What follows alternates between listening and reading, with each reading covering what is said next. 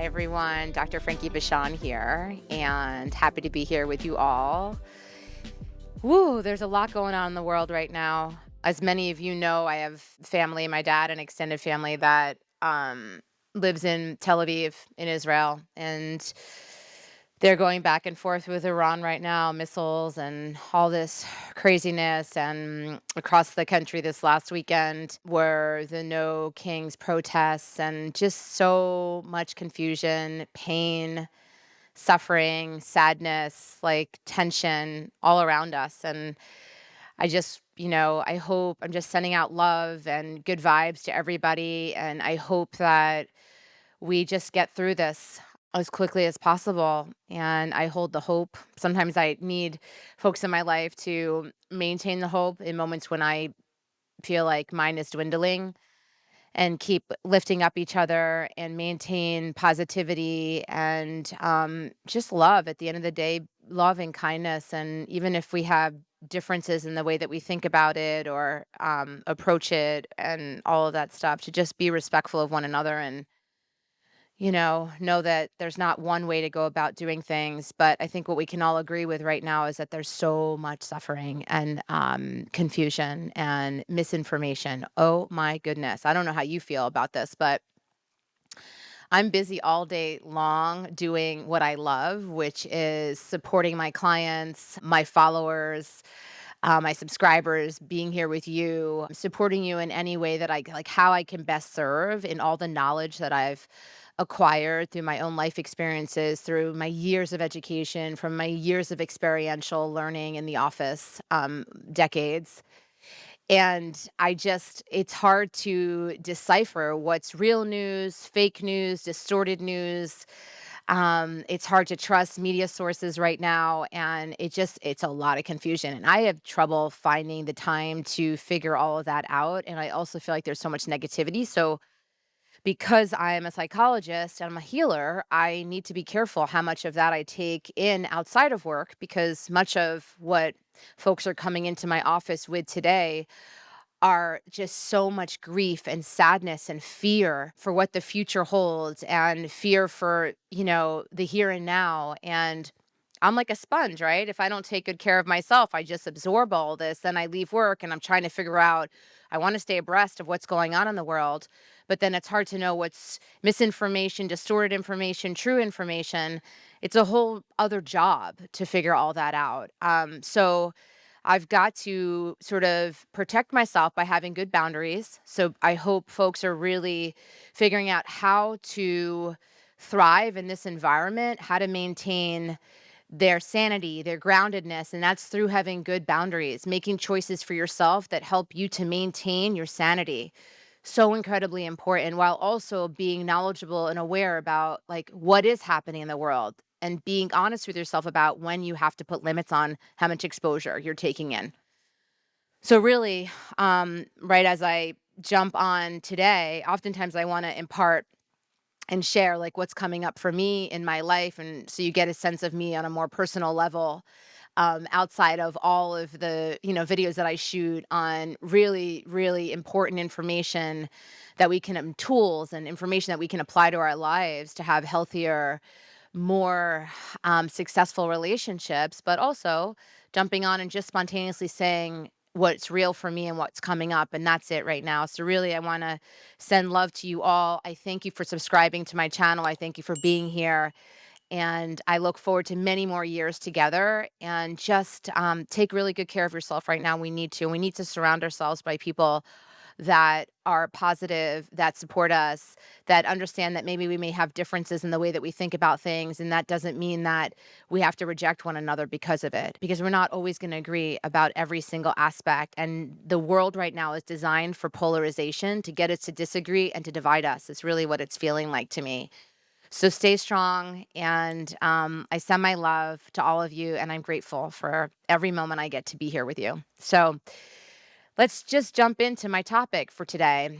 What to do about conflicts over housework and domestic labor. This comes up so much in my practice with couples that have been together for years. It comes up with people who are, just beginning, they're moved in together, they're beginning a life together. It's something that sort of is like just part of it. So I thought, let's just cover this today and see if folks really any of it resonates for you. If you know somebody who's experiencing some challenges around it, please share my content with them. It might be helpful. And just know that it's very normal. Distributing domestic labor fairly is frequently one of the major points of conflict for anyone who lives together, whether that's roommates, family members, or romantic partners. When this kind of conflict comes up between romantic partners, it can be really extra, like extra fraught, right? More so than with roommates. Any underlying concerns around your relationship, how much your feelings and desires matter to your partner, or other conflicts can get mapped onto tension over housework in a way that escalates friction in your relationship overall. So, how do you stop this cycle? Today, I'm going to share some things that I want you to consider and I recommend. Why you're having disagreements about housework and domestic labor. There are plenty of understandable good faith reasons why you might be struggling to distribute housework equitably between the two of you. Maybe one of you works much longer hours, or one of you lives with a disability or a chronic illness that limits your energy or ability to perform physical labor.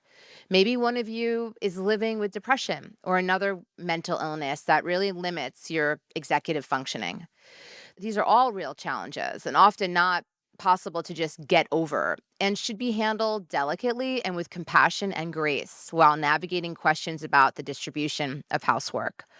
However, there are also other very common reasons why housework is such a fraught topic for so many couples because it often taps into gendered expectations of who should have to take on this kind of labor and how important this kind of gendered labor really is. And because it often follows existing fraught lines within a relationship of one partner being taken for granted. Why it hasn't worked to set up a system. Often, a first thing that couples or partners try when it comes to making housework more equitable is to institute a more formal system. That could look like a chore chart or a rotation of tasks or assigning different areas to different members of the household. And often, couples find that this doesn't work as well as they had hoped, or even exacerbates arguments because now you're fighting both about the chores and the chart. A chore chart or a new system assumes that the core of the issues is that there isn't clear enough distribution of tasks or clarity about whose turn it is to do what. In fact, the core issues are often different altogether. Two partners may have completely different ideas about what successfully completing a housework task looks like or how to prioritize it, even. Imagine that you and your partner switch off on the task of doing the dishes, for example, every other day. But when you do the dishes, you load, run, and empty the dishwasher while also doing all the hand washing in the sink and putting away when dry. When it's your partner's turn, they just load the dishwasher and do only enough hand washing to fill up the dish rack, leaving the dishes in the sink and in the machine. Or they skip their day entirely because they had a long day at work. The chores chart can help surface some of these issues, but may not actually solve them. The role of mental load. One thing that confused discussions about housework is the distinction between the domestic labor itself and the mental load. Often, the partner who's historically less involved in housework will say something like, "I'm happy to help. Just tell me what to do and I'll do it. I'm happy to do it."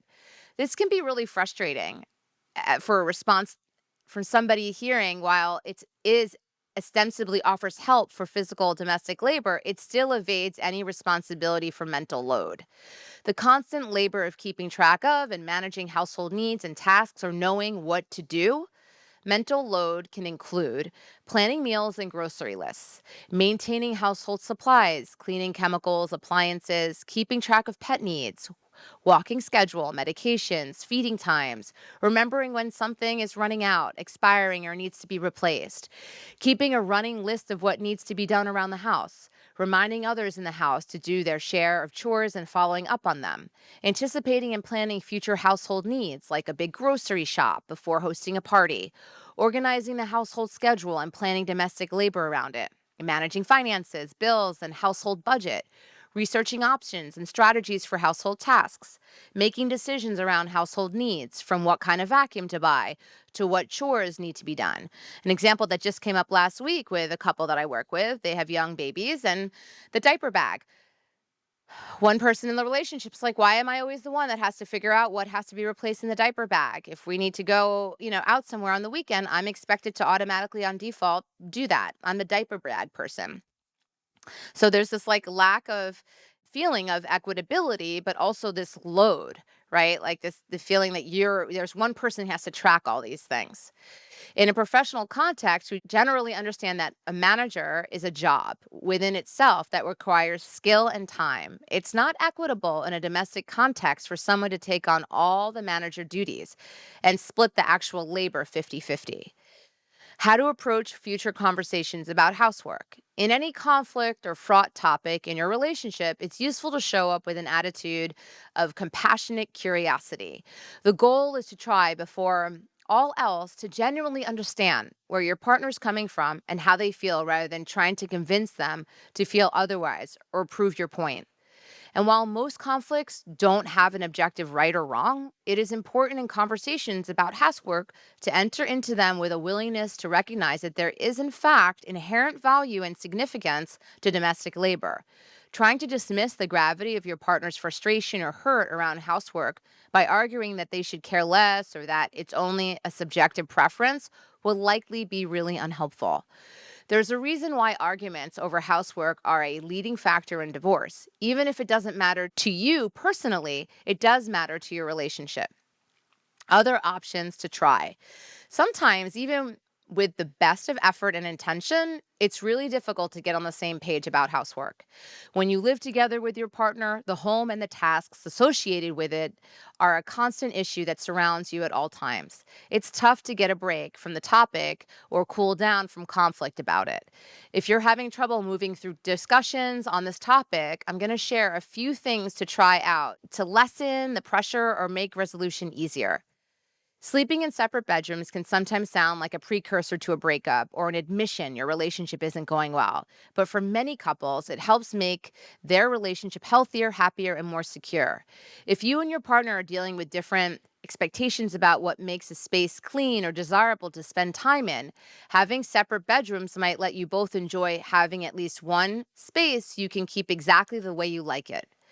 Tools like Fair Play can help give you some structure and accountability for figuring out concrete solutions around housework and sharing domestic labor more equitably.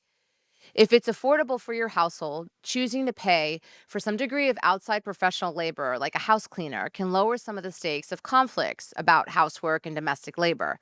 If the person who feels less invested in housework or has historically done less of it wants to pay the greater share for the professional help, so much the better. Great. The idea is to try to get to a place where there's less escalation, activation. You want to reduce tension around this stuff. The house chores are never going away, and it will never be perfectly even. And we've got to be careful that we're not keeping score, keeping track, because that doesn't feel good either. So I think it's really about communicating, taking some of these suggestions that I've made today and applying them, practice, see how it feels. And I promise you, if you both have the intention to get to a place of resolution and you're curious about how each of you feels and you're both feeling seen and heard, you're going to get to a better place. It's inevitable. So please share as you apply these tools. Let us know how it's working out for you. And I will see you all next week. And for those of you that have not subscribed to my channel, please do. Click that little bell below. All right, everyone. Kisses, hugs. I'll see you next time.